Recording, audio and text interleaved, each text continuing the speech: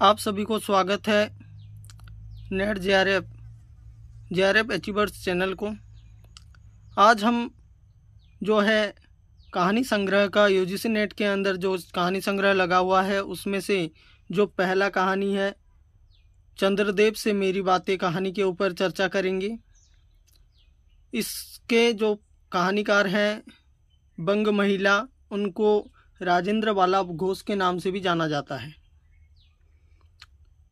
इसका प्रकाशन वर्ष 1904 ईस्वी है और यह सरस्वती पत्रिका के अंदर जो है प्रकाशित हुआ था और ये मैं शैली में लिखी गई एक पत्रात्मक शैली है, मतलब मैं शैली में लिखा गया कहानी है।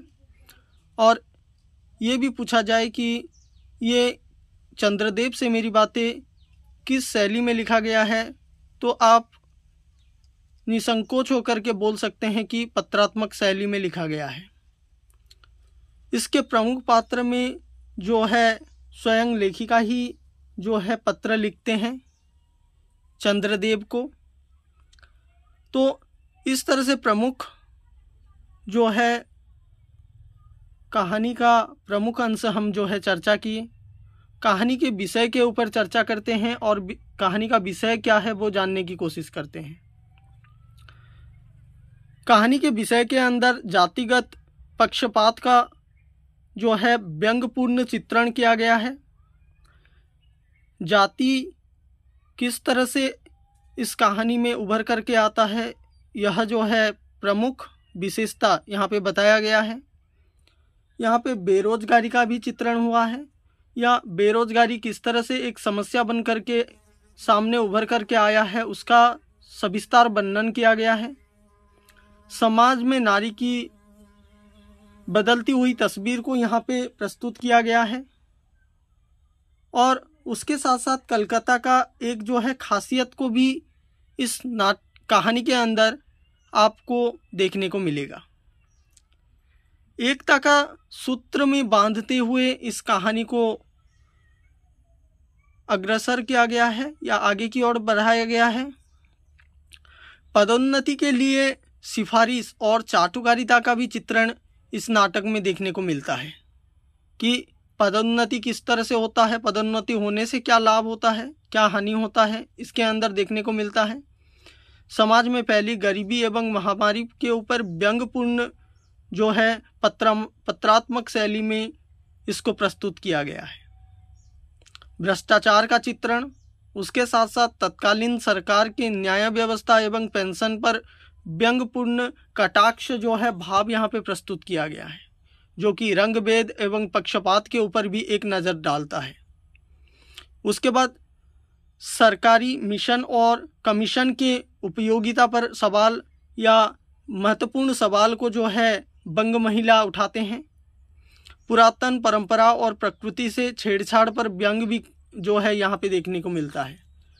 पुरातन संस्कृति और नए संस्कृति के अंदर जो है आपको अंग्रेजी व्यवस्था और अभी के सरकार के ऊपर या उस समय के जो लॉर्ड कर्जन थे उनके ऊपर भी बहुत सारे व्यंग्यपूर्ण बातें यहाँ पे कहा गया है। अंग्रेज़ों की मूर्तियों की तुलना भगवान से करते हुए भ्रांति विरोध यहाँ पे प्रदर्शित किया गया है और जिस समय राजाओं का शासन था, राजाओं का सरकार के सामने नतमस्तक हो जाना यहाँ पे चित्रण किया गया है। और प्लेग महामारी से त्रस्त जनता और अंग्रेजी डॉक्टर पर भी व्यंग्यपूर्ण बातें बंग महिला जो है इस पत्र के माध्यम से बताते हैं। तत्कालीन समय के सामाजिक और राजनीतिक और उसके साथ साथ आर्थिक समस्याओं का भी चित्रण यहाँ पे पूर्ण रूप से देखने को मिलता है। उसके बाद हम सीधे आ जाते हैं कहानी के सारांश के ऊपर। कहानी के सारांश के ऊपर बात करते हैं कि जब चंद्रदेव को इस भूतल या पृथ्वी पर आने के लिए आमंत्रण भेजा जाता है और वो एक पत्र के माध्यम से जो कि बंग महिला लिखते हैं कि आमंत्रण करते हुए कहानी कहते हैं और कितने साल युग से एक ही जगह पर आप जो है सूर्योदय देख रहे हैं। सूर्योदय का कार्यदक्ष को देख रहे हैं और निष्ठा से काम कर रहे हैं। आपके विभाग में कोई ट्रांसफ़र नहीं होता क्या, इस तरह का भी सवाल पूछते हैं। या ऐसा कोई आपके यहाँ नियम नहीं है क्या कि ट्रांसफ़र होना या बदलाव होना ये आपके यहाँ नहीं है क्या, इस तरह का सवाल पूछ करके बंग महिला जो है अपने कार्य दक्षता को जो है प्रदर्शित करते हैं। आपकी सरकार आपके पेंशन तो देती है ना, इस तरह का भी जो है सवाल पूछते हैं। लेखिका कहती हैं कि आपके जैसा कार्यनिष्ठ होकर हमारे यहाँ न्यायाधीश या सरकार अगर ऐसा काम करते तो अब तक उनको पदोन्नति मिल गई होती और अब तक वे कितने जगह जाकर घूम कर के आ जाते। यहाँ पे बोला गया है कि यहाँ पे आप अगर पृथ्वी में आए तो आपको फुर्सत हो तो आप ज़रूर आएँ और देखें कि यहाँ पे किस तरह से कार्यदक्षता है, और इस तरह से अगर कार्यदक्षता हो तो यहाँ के न्यायाधीश सरकार भी जो है पदोन्नति पाते हैं और उसके साथ साथ वो कितने जगह जा कर के घूम कर के आ जाते। आपके यहाँ यह सब है या नहीं, इस तरह का जो है व्यंग्यपूर्ण बातें कहते हैं।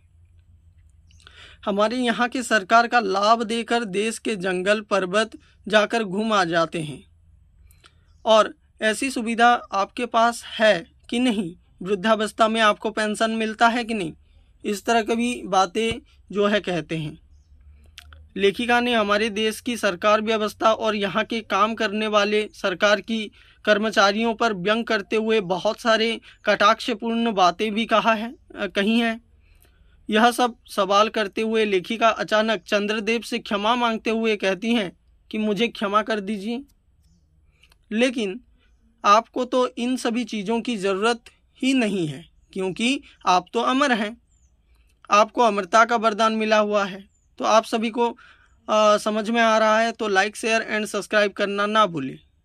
आपको तो इन सभी चीज़ों की ज़रूरत ही नहीं है, क्योंकि आप तो अमर हैं। मतलब चंद्रदेव से बोल रहे हैं कि आप अमर हैं, आप सभी को आपको जो है इन सभी चीज़ों का ज़रूरत नहीं है, लेकिन आपको मृत्यु का स्वर्ग नरक का भी ही नहीं है। मतलब आपको मृत्यु का स्वर्ग नरक का भय है क्या? जैसे देवता लोग अपने जाति के कारण पक्षपात सरकार भी है, वैसे ही भारत में भी लोग पक्षपात करते हैं। मतलब यहाँ पे जातिगत विशेषता का वर्णन आपको देखने को मिलेगा। अंग्रेज तरह पक्षपात कर रही है, इस बात में आपको कोई आश्चर्य नहीं होना चाहिए।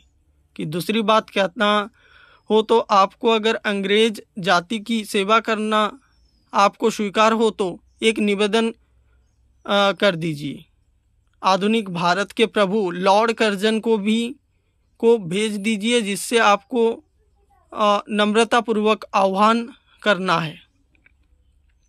उसके बाद कहते हैं कि लेखिका कहती हैं कि हमें विश्वास है यहाँ की स्थिति विधाता डॉक्टर कर्जन बन जाएंगे, जो अत्यंत सरल स्वभाव के महात्मा हैं। कौन? Doctor Lord Curzon. यहाँ पर लेखिका ने व्यंग्य किया है कि उनका एक ही नारा होता है, कमीशन और मिशन। उनका महत्वपूर्ण कथन जो है यही है लॉर्ड कर्जन का कि मिशन और कमीशन और मिशन, यह दोनों उनको अत्यंत प्रिय है। यह दोनों भी कार्य उनको अत्यंत प्रिय है, जैसे किसकी भर्ती करना और किसको कितना कमीशन लेना है, यह सब भी वो ही जो है निर्धारित करते हैं। लेखिका और भी कहती हैं कि आधुनिक काल के चलते यहाँ नीति और रीति में पूरी तरह परिवर्तन आ गया है। पहले के समाज अब जो है यहाँ पे एग्जिस्ट ही नहीं करता। यहाँ पे पूरी तरीके से नीति और रीति में बदलाव आपको देखने को मिलेगा। इस तरह के जो है पत्र लिख करके चंद्रदेव को वो बताते हैं।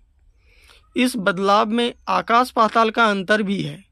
यहाँ आने के बाद आपको पूरा भारत भ्रमण करना है। आप इधर आइए और आपको पूरा भारत भ्रमण करके जाना है और देखना है कि यहाँ के जो युवा वर्ग की आलसी मनोवृत्ति है, पर जो है कटाक्षपूर्ण जो है व्यंग बाण जो है छोड़ते हैं बंग महिला राजेंद्र वाला घुस।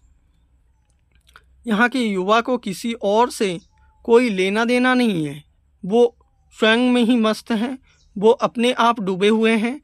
एक लड़कपन का चश्मा धारण दीनहीन अनपढ़ जनता से ये काफ़ी दूर हैं। मतलब ये पूछा जा सकता है कि ये कथन किसका है, किस लेखिका से संबंध है या किस कहानी से संबंध है। तो इस क्लास से जो जुड़े हुए हैं और वो इस कथन को बहुत ही सरलतापूर्वक जवाब दे सकते हैं। आम अवस्था के दिन में आपको छुट्टी मिलती होंगी, तो उस दिन आप हमारे यहाँ हॉलीडे मनाने के लिए आ जाइए, किंतु भारत भ्रमण तो एक दिन में नहीं होगा, तो आप सिर्फ कलकत्ता, मैं बोला था ना ऊपर, कलकत्ता में आइए। कलकत्ता के कारखाने, कारीगरों, वहाँ की शिक्षा दीक्षा व्यवस्था, लोग परलोक सब देख लीजिए। चंद्रदेव आप आइए ज़रूर। जिस तरह देवताओं का बोझ उनके वाहन उठाते, किसी का बैल, किसी का हंस, मोर आदि होते हैं, किंतु यहाँ ऐसा नहीं है। यहाँ तो सिर्फ मनुष्य का बोझ चप्पल उठाती है, सबका कार्य यह अकेली करती है। तो यहाँ पे कहने का मतलब यही है कि आप देख रहे हैं कि मनुष्य का सिर्फ बोझ है, मनुष्य बोझ बन करके अभी के समय में रुक गया है। किसी भी जाति क्यों ना हो, किसी भी जाति क्यों ना हो, चाहे वह ब्राह्मण, क्षत्रिय, शूद्र, वैश्य हो, सबको पैरों में चप्पल है। चप्पल की कोई जाति नहीं है। लेखिका चंद्रदेव से यहाँ के बिजली का अध्ययन भी करने के लिए कहती हैं। यहाँ के उच्च शिक्षा विभूषित युवा सिर्फ देखते रहते हैं, बाकी वे कोई कार्य नहीं करते। यहाँ के युवाओं को भी इस कहानी के माध्यम से बहुत ही व्यंग्यपूर्ण बात जो है कहा गया है। युवा वर्ग को देश के लिए कार्य करने को लेखिका कह रही हैं, लेकिन युवा वर्ग पूरी तरीके से भ्रमित है। किसी की भी हिम्मत नहीं है वे उस बिजली को स्पर्श कर सके, उसका सुधार कर सके, जिस वजह से गरीब को बिजली मिल सके। वह सिर्फ दासी बनकर रह गई है। और आगे लेखिका कहते हैं कि लेखिका आगे कलकत्ता के ईडन गार्डन की भी बात करती हैं, जो बहुत ही सुशोभित है। तो विश्वविद्यालय के श्रेष्ठ पंडितों से भी आप बात कर सकते हैं। यहाँ पर विद्यावाणी माँ सरस्वती का वास है। आप आकर के विश्वविद्यालय के जो प्रोफेसर हैं उनके साथ बातचीत करें, आपको नए नए ज्ञान की प्राप्ति होगा। लेखिका चंद्रदेव से यहाँ आकर इसका अवलोकन करने को कहती हैं। लेखिका यहाँ आने के लिए सविनय आग्रह भी करती हैं। यहाँ आने के बाद चंद्रदेव को क्या क्या लाभ मिलेंगे इसके बारे में भी कहती हैं। मतलब अगर हम कोई काम करें तो उसका लाभ हमको ज़रूर मिलना चाहिए। तो आपको चंद्रदेव किस किस तरह का लाभ होगा मैं यहाँ पे बता देता हूँ। यहाँ के जो पंडित वर्ग हैं आपकी चेष्टा भी कर सकते हैं। और यहाँ बम्बई स्वर्गीय महारानी विक्टोरिया की जो प्रतिमूर्ति है, जिसका काला छुटाने को प्रोफेसर महाशय जगधर ने कष्ट लिया था। मतलब ये क्वेश्चन पूछा जा सकता है, मिस्टर प्रोफेसर महादय जगधर जो भी ये डॉक्टर विक्टोरिया मतलब महारानी विक्टोरिया रानी की जो प्रतिमूर्ति है उसकी जो रस्टिंग हो गया है या कालीमा चढ़ गया है उसको मिटाने के लिए भी बहुत प्रयत्न करते हैं। उसको भी आप देख, ऐसा लेखिका चंद्रदेव कह रही हैं कि आप उसको देख करके बहुत कुछ सीख सकते हैं। यहाँ जो भूमंडल की छाया इधर किसी तरह सूर्य नारायण के यहाँ पड़ती है उसको भी आप देख सकते हैं। स्वामी सूर्य और उनके पूरे साम्राज्य को देख सकेंगे कि किस तरह यहाँ उनके मंदिर बनाए गए हैं। मतलब यहाँ पे आप सिर्फ जो है सूर्य देवता को देखते हैं, लेकिन यहाँ पे आने से उनके प्रतिमूर्ति या उनको पूजा करने के लिए एक मंदिर भी बनाया गया है। उस मंदिर को भी आप देख सकते हैं। यहाँ के राजा महाराजाओं को भी देख सकेंगे जो सिर्फ पुतलियों की भांति हैं। मतलब राजा महाराजा का शासन व्यवस्था किस तरह से है, यहाँ का शासन आप सीख करके जाइए, आपको बहुत ही लाभ मिलेगा। किसी को भी प्रजा वर्ग से कोई लेना देना नहीं है। प्रजा चाहे जिए या मरे, यहाँ के सरकार पूरी तरीके से सुप्त अवस्था में रहती हैं। लेखिका ने यहाँ राजा महाराजा पर व्यंग किया है, लेकिन लेखिका यहाँ इस निबंध के माध्यम से चंद्रदेव से यहाँ आकर भूतल की स्थिति को देखने और समझने की आमंत्रण करती है। और उसके साथ साथ यह कहानी का कुछ महत्वपूर्ण सारांश जो है आपके सामने प्रस्तुत किया। अब हम महत्वपूर्ण बिंदु के ऊपर भी चर्चा करते हैं। इस कहानी के अंदर कौन कौन से महत्वपूर्ण बिंदु हैं उसको देख करके हम MCQ बेस्ड क्वेश्चन को ध्यान में रख करके इस महत्वपूर्ण बिंदुओं को चर्चा करेंगे। तो चंद्रदेव से मेरी बातें कहानी पहले उपालंब भावात्मक ललित निबंध के रूप में 1904 मसीहा में सरस्वती पत्रिका में प्रकाशित हुई थी, लेकिन बाद में कई पत्र पत्रिकाओं में इसे कहानी के रूप में प्रस्तुत किया गया। तो पहले चंद्रदेव की मेरी बातें उपालंब कहानी ललित निबंध के रूप में जो है प्रकाशित हुआ 1904 मसीहा में सरस्वती पत्रिका में, यह आपको ध्यान में रखना है। लक्ष्मी सागर वार्ष्णेय ने अपनी एक कविता निबंध वनीत में यहाँ कहा है कि यह एक कहानी ना होकर एक निबंध है। यह कहानी ना होकर के एक निबंध है। किसने कहा था चंद्रदेव से मेरी बातें को? तो लक्ष्मीधर वार्ष्णेय जी ने कहा था। चंद्रदेव से मेरी बातें कहानी में चंद्रदेव का स्वामी सूर्य को कहा गया है, यह ध्यान में रखें। चंद्रदेव से मेरी बातें कहानी में कोलकाता शहर का प्रभावशील वर्णन हुआ है। तो आपको पूछा जा सकता है कि चंद्रदेव से मेरी बातें कहानी में किस शहर को प्रमुखता के रूप में देखा गया है, और उसमें से जो है क्वेश्चन आ सकता है। यहाँ पे गोपाल राय के अनुसार गोपाल राय कहते हैं कि चंद्रदेव से मेरी बातें कहानी में समकालीन वायसराय कर्जन के प्रशासन पर करारा व्यंग भी किया हुआ है। ये किसका कथन है? तो आप बोल सकते हैं कि चंद्रदेव से मेरी बातें, जो कि बंग महिला या उनका और एक नाम है राजेंद्र बाला घोष, यह पत्रात्मक शैली में लिखी पहली कहानी है जो कि जिस पर शिव शंभू के चिट्ठी 1903 में जो निबंध का प्रभाव देखा जा सकता है। इसमें किस निबंध का प्रभाव है यह पूछा जाए तो आप बोल सकते हैं कि शिव शंभू के चिट्ठी 1903 में जो लिखा हुआ था उस कहानी का जो है प्रभाव इसमें पड़ा हुआ है। बंग महिला ने इस रचना में राजनीति को केंद्र में रखकर तत्कालीन वायसराय लॉर्ड कर्जन और उनकी व्यवस्था पर व्यंग किया है। उसके साथ साथ भवदेव पांडे उनके पुस्तक नारी मुक्ति का संग्रह में लिखते हैं कि मैं चंद्रदेव से मेरी बातें कहानी को हिंदी की प्रथम राजनीतिक कहानी माना है। मतलब किसने जो है हिंदी के प्रथम राजनीतिक कहानी किसने माना? तो भवदेव पांडे जी ने माना। तो भवदेव पांडे जी नारी मुक्ति का संघर्ष करते हुए या नारी मुक्ति के पुस्तक में इसको जो है अंकन किया हुआ है। नारी मुक्ति का जो पुस्तक है, नारी मुक्ति का संघर्ष पुस्तक है, उसमें हिंदी का प्रथम राजनीतिक कहानी को जो है चंद्रदेव से मेरी बातें को जो है कहा हुआ है। गिरजा कुमार घोष ने पार्वती नंदन नाम से बंगला की अनेक कहानियों का हिंदी अनुवाद किया हुआ है।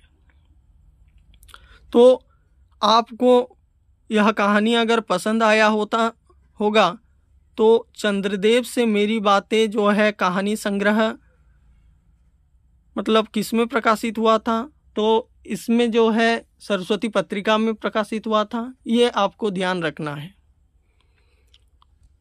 तो यहाँ पे हमने चर्चा किया चंद्रदेव से मेरी बातें। इस चैनल के साथ अगर आप जुड़ कर के नए नए कहानियों को हम जान सकेंगे जो कि यूजीसी नेट जेआरएफ के अंदर लगा हुआ है। ये कहानी संग्रह के अंदर प्रकाशित होने वाला एक प्रमुख कहानी है।